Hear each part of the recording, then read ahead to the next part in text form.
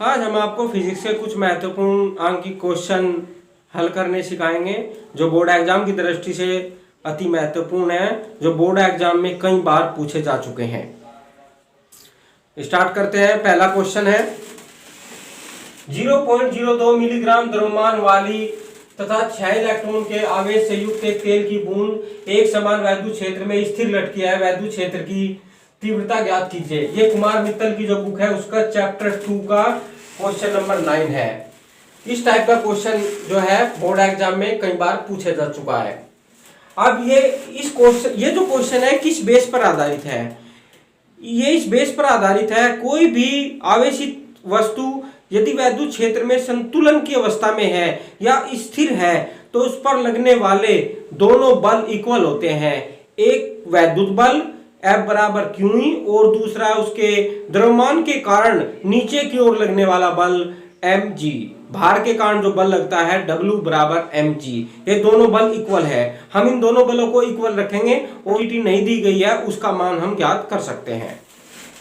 ये हमारे पास एक तेल की बूंद है जिस पर आवेश की मात्रा Q बराबर होता है Q बराबर, आपने फॉर्मूला पढ़ा है, Q बराबर होता है Ne, N का मान 6 है, 6 ही होगा। इस पर लगने वाला जो बल है भार के कारण जो लगता है mg, वो सदैव नीचे की ओर कार्य करता है और जो वैद्युत बल है वो F इक्वल टू वो QE, वो ऊपर की ओर कार्य कर रहा है। तभी यह जो तेल की बूंद है इस वैद्युत क्षेत्र में स्थिर हो सकती है।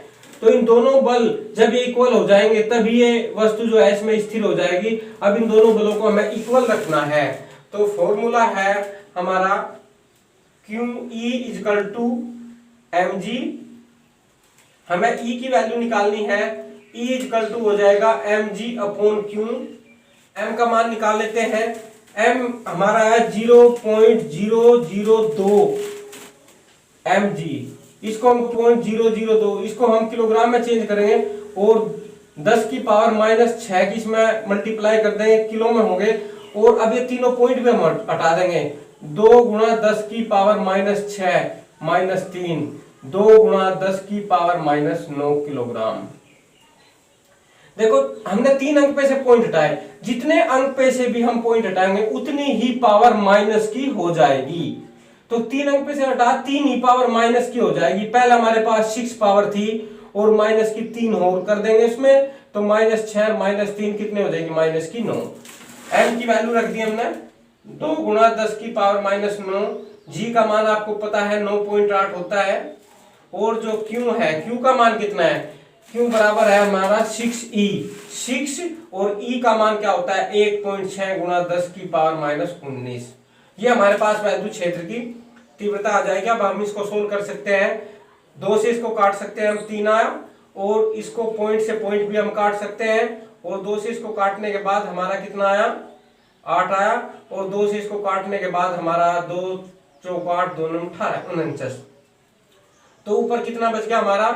49 और 24।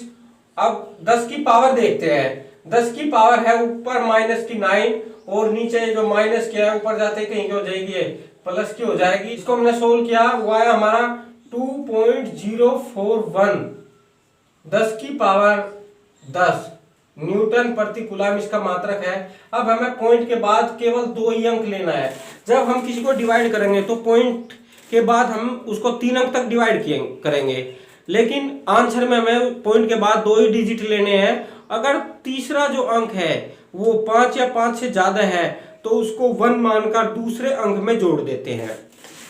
अब ये जो हमारा तीसरा अंक है 1, ये क्या है? तीसरा अंक हमारा जो तीसरा अंक है ये 1 है, ये 5 से कम है तो इसको 1 मानकर इसमें नहीं जोड़ेंगे। अब ये जगह 2.04 और 10 की पावर 10 न्यूटन प्रति कूलम, ये हमारा आंसर है। उस वैद्युत क्षेत्र की तीव्रता व दिशा ज्ञात कीजिए जो अल्फा कण को संतुलित कर सके। अल्फा कण का द्रव्यमान इतना है तथा आवेश 3.2 गुणा 10 की पावर -19 कूलम है। ये अल्फा कण क्या है? वैद्युत क्षेत्र में क्या है? संतुलन में है। तो फॉर्मूला क्या है? वो यूज होगा, क्या होगा? QE इक्वल टू क्या होगा? mg। जैसे हमारे पास अल्फा कण है, इस पर mg नीचे की ओर कार्य कर रहा है और जो इसका वैद्युत बल है बराबर वो क्यू ई, वो ऊपर की ओर कार्य कर रहा है। और जब ये संतुलन में हो जाएगा तो क्यू ई इक्वल टू कहीं हो जाएगा एम जी के। हमें ई की वैल्यू निकालनी है। ई बराबर क्या होगा एम जी अपॉन क्या होगा क्यू। एम की वैल्यू क्या है, एम की वैल्यू क्या है, अल्फा कण का द्रव्यमान है वो हमें दिया है 6.68 गुना 10 की पावर माइनस का 27 किलोग्राम, 9.8 है, अपॉन क्यू, क्यू की वैल्यू क्या है 3.2 गुना 10 की पावर माइनस 19 ये है। अब हम क्या करते हैं, अब एक अंक पे पॉइंट ये है, एक अंक पे पॉइंट ये, हम इसको हटा सकते हैं। इसको हमने 2 से डिवाइड किया 16, 2 से इसको डिवाइड किया 49, 2 से डिवाइड किया 8 और 2 से इसको किया 3.34। अब जो ऊपर है उनकी सबकी मल्टीप्लाई कर दी और जो नीचे हमारा बच गया, नीचे बच गया केवल हमारा 8 और ऊपर 3.34 की हमने मल्टीप्लाई 49 में कर दी, यह आ गया हमारा 163.66 और अपोन में क्या है हमारा 8 है और 10 की पावर कितनी है, ऊपर क्या है माइनस की 27 है, नीचे माइनस के ऊपर जाती क्या हो जाएगी ये पावर प्लस हो जाएगी। अब इसको 163.66 को हम 8 से क्या कर देंगे डिवाइड कर देंगे। 8 से डिवाइड करने के बाद या इसको इससे डिवाइड किया, यह आ गया हमारा 20.45 और 10 की पावर माइनस का 8 मात्रा किसका न्यूटन प्रति कूलम होता है। अब इसको और सोल्व करते हैं, जो पॉइंट है वो एक अंक के बाद होना चाहिए तो इसको एक अंक पे इधर लाते हैं 2.045 ऐसे लिख सकते हैं 10 की पावर माइनस 8। इस साइड में अगर हम पॉइंट खिसकाते हैं तो जितने अंक खिसकाए गए उतनी ही पावर प्लस की कर देंगे और इस साइड में जितने भी अंक खिसकाए गए उतनी पावर क्या कर देंगे माइनस की। तो हमने इस साइड में एक डिजिट खिसकाया है तो एक पावर क्या हो जाएगी प्लस, तो इसको हम लिख सकते हैं 2.0। इसको 5 को 1 मानकर इसमें भी जोड़ सकते हैं, इसको ऐसा भी लिख सकते हैं 10 की पावर माइनस 7 न्यूटन प्रति कूलम। ये हमारा 4.00 गुना 10 की पावर माइनस 5 न्यूटन प्रति कूलम का एक वैद्युत क्षेत्र 1.00 गुना 10 की पावर माइनस 4 किलोग्राम की एक जल की बूंद को गिरने से रोकता है। बूंद पर आवेश का मान ज्ञात कीजिए। वैद्युत क्षेत्र में जो जल की बूंद है वह ऊपर से नीचे की ओर गिर रही है और वैद्युत क्षेत्र उसको रोकता है, तो वैद्युत क्षेत्र में वह स्थिर हो जाएगी। तो स्थिर कैसे हो जाएगी, जब उस पर लगने वाले दोनों बल mg और QE दोनों इक्वल हो जाएंगे। तो mg बराबर क्या रखना है हमें QE के इक्वल रखना है। QE equal to mg। हमें क्या ज्ञात करना है, हमें ज्ञात करना है आवेश का मान, तो Q इक्वल टू हो जाएगा mg अपॉन E। m की सबकी वैल्यू रखते हैं। m की वैल्यू क्या है 1.00, 10 की पावर माइनस 4, g की वैल्यू 9.8 और E की वैल्यू क्या है, E की वैल्यू है हमारी 4.00 गुना 10 की पावर 5। नाउ पॉइंट से पॉइंट हटा सकते हैं हम और 2 0 से 2 0 कैंसिल हो जाएगी। ऊपर 9.8 की मल्टीप्लाई 1 में हुई 9.8 और नीचे क्या है ओनली 4 है। 10 की पावर क्या है ऊपर माइनस की 4 है और ये जो 5 है ये ऊपर जाते माइनस की हो जाएगी। अब इसको 9.8 को 4 से डिवाइड करेंगे 2.45 10 की पावर माइनस 9 और मात्रा क्या होता है इसका कूलम। तो इस प्रकार हम इसको सोल्व कर सकते हैं। नेक्स्ट क्वेश्चन है हमारा 500 न्यूटन प्रति कूलम के वैद्युत क्षेत्र में 10 की पावर माइनस 4 सेंटीमीटर त्रिज्या की जल की एक बूंद स्वतंत्र रूप से वायु में लटकी है। जल की बूंद पर आवेश की गणना कीजिए। जल की बूंद पर आवेश की गणना कीजिए, जैसा क्वेश्चन अभी हमने हल किया है उसी टाइप का है ये। जो बूंद है वह स्वतंत्रता पूर्वक लटकी है यानी कि वैद्युत क्षेत्र में स्थिर है और जब भी कोई कण आवेशित कण वैद्युत क्षेत्र में स्थिर होता है तो उस पर लगने वाले दोनों बल इक्वल होते हैं। वैद्युत बल F बराबर QE और जो उसका द्रव्यमान के कारण जो बल लगता है वो mg, वो नीचे की ओर काम करता है, दोनों इक्वल रखते हैं। QE इक्वल टू mg, लेकिन यहां पर हमें दिया क्या है, E की वैल्यू दी है 500 न्यूटन प्रति कूलम, बूंद की त्रिज्या दी है R इक्वल टू 10 की पावर माइनस 4 सेंटीमीटर, इसको मीटर में बदल लेंगे 10 की पावर माइनस 4। किसी को भी मीटर में बदलते हैं तो 10 की पावर माइनस 2 की मल्टीप्लाई करते हैं, तो सेंटीमीटर को मीटर में चेंज करने के लिए 10 की पावर माइनस 2 की, तो ये हो जाएगा 10 की पावर माइनस 6। अब ये हो गया मीटर हमारा। ठीक है, हमें Q की वैल्यू जो है वह निकालनी है, तो Q की वैल्यू निकालने के लिए G का मान हमें पता है फिक्स है 9.8। अब हमें वैल्यू चाहिए कहीं की m की, m नहीं दिया। m क्या होता है? द्रव्यमान। द्रव्यमान बराबर क्या होता है? आयतन गुना घनत्व, आयतन गुना घनत्व। तो हम आयतन निकाल सकते हैं। आयतन क्या होता है? बूंद गोल है, गोल का आयतन कितना होता है? 4/3 पाई r की 3, हमें आयतन मिल गया। घनत्व क्या होता है? जल का घनत्व होता है 1010 की पावर 3, वो भी आपने पढ़ा है। तो इस प्रकार हम द्रव्यमान निकाल सकते हैं। द्रव्यमान के स्थान पर हम ये रख सकते हैं, Q equal to mg/e। m की क्वेश्चन हमारा, एक आवेशित तेल की बूंद को इतने न्यूटन प्रति कूलम के एक समान वैद्युत क्षेत्र में संतुलन की अवस्था में रखा गया है, इसका द्रव्यमान इतने किलोग्राम है। तो इसके ऊपर वैद्युत आवेश की मात्रा ज्ञात करो और बूंद पर कितने इलेक्ट्रॉन है। यानी कि आवेश की मात्रा और इलेक्ट्रॉन ज्ञात करने हैं। बूंद जो है वैद्युत क्षेत्र में स्थिर लटकी है, और बूंद यदि वैद्युत क्षेत्र में स्थिर लटकी है तो हमारा जो है दोनों बल जो है इक्वल होंगे। कौन कौन? हमारे दोनों बल इक्वल होंगे। Q इक्वल टू mg रखते हैं। Q equal to mg, Q की वैल्यू निकालनी है। Q बराबर हो जाएगा mg/e। m की जो वैल्यू रखते हैं, m का मान है हमारा 9.75 गुणा 10⁻⁻16। g का मान है हमारा 9.8/e। e का मान है हमारा वैद्युत क्षेत्र हमारा 3 गुणा 10⁴। इससे कैंसिल होता है, 3 से को कैंसिल कर लेंगे। 3 3 9, 3 2 6, 3 5 15 है। ऊपर जो है हमारा सबकी इसकी मल्टीप्लाई इसमें कर देंगे। मल्टीप्लाई इसमें कर दिया हमारा 31.85, और 10 की पावर क्या होगी हमारी 16 है, और ये माइनस के हो जाएगा, ऊपर जाएगा 20 हो जाएगा, इतने कूलम का होगा। इसको हम ऐसे भी लिख सकते हैं 3.185। एक डिजिट हमने इधर खिसकाई, और जितने भी अंक हम इधर खिसकाते हैं उतनी ही पावर हमारी प्लस की होती है, -20 + 1। तो ये हो गया हमारा। इसको ऐसे भी लिख सकते हैं 8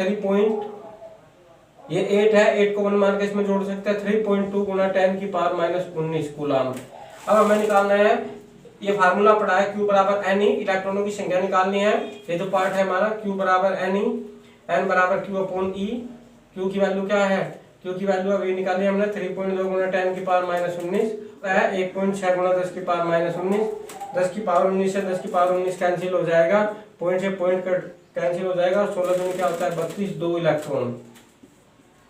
ये हमारा आंसर आ जाएगा 2 इलेक्ट्रॉन। तेल की एक बूंद जिस पर 12 इलेक्ट्रॉन की अधिकता है 2.55 गुणा 10⁻⁴ न्यूटन प्रति कूलम के एक समान वैद्युत क्षेत्र में स्थिर लटकी है। तेल का घनत्व 1.26 गुणा 10⁻³ किलोग्राम प्रति घनमीटर है। बूंद की हमें त्रिज्या ज्ञात करनी है। जैसे अभी हमने क्वेश्चन पढ़े हैं पहले, उसी टाइप का है कि एक बूंद है जो वैद्युत क्षेत्र में लटकी है, तो क्या होगा? बूंद पर लगने वाले दोनों बल, एक तो उसके द्रव्यमान के कारण जो है गुरुत्व बल नीचे की ओर कार्य करता है, और दूसरा जो है वैद्युत बल जो है वो बूंद पर ऊपर की ओर कार्य करता है। तो दोनों बल इक्वल होंगे, तो तभी क्या है, बूंद वैद्युत क्षेत्र में स्थिर हो जाएगी। तो दोनों बलों को हम इक्वल रखते हैं। माना जैसे कि बूंद है हमारी, mg क्या है, इस पर नीचे की ओर कार्य करेगा, और जो QE बल है वो ऊपर की ओर कार्य करेगा। तो जब दोनों बल इक्वल हो जाएंगे तभी यह बूंद क्या है, स्थिर हो जाएगी। तो हमें QE इक्वल टू कहीं के रखना है, mg के रखना है। तो इसमें हमें Q की वैल्यू चाहिए। Q क्या होता है? Q बराबर होता है Ne, आपने पढ़ा है, इनका मान दिया हमें 12, E का मान है 1.6 गुणा 10⁻⁻19 गुणा कर देते हैं, ये हो जाएगा 19.2 गुणा 10⁻⁻19 कूलम हमें आवेश मिल चुका है। अब हमें निकालना है m का मान चाहिए, द्रव्यमान नहीं दिया। अगर हमें घनत्व दिया है, किसी भी क्वेश्चन में हमें घनत्व दिया है और हमें द्रव्यमान निकालना है, तो द्रव्यमान इक्वल टू, द्रव्यमान बराबर होता है आयतन गुणा घनत्व। आयतन क्या होता है? बूंद को देखते हैं, बूंद गोल है बिल्कुल, उसका आयतन क्या होता है? 4/3 पाई r⁻³ और घनत्व ये होगा d। तो द्रव्यमान हम इस विधि से निकाल सकते हैं। पाई का मान रख देंगे, r की वैल्यू हमें निकालनी है, और d का मान रख देंगे। अब हम फॉर्मूला यूज करते हैं, mg इक्वल टू क्या होगा हमारा? QE के। अब फॉर्मूले में मान पुट करते हैं। m की वैल्यू क्या है? m की वैल्यू है हरी 4/3, पाई का मान रख दिया 3.14, r की क्यूब हमें निकालनी है, और d का मान है हमारा घनत्व जो है 1.26 गुणा 10⁻³ और g का मान रख दिया हमने 9.8 इक्वल टू Q का मान रख दिया हमने 19.2 और 10 की पावर माइनस 19। और अब हमारे पास E का मान है, E का मान रख दिया हमने 2.55 गुणा 10 की पावर 4।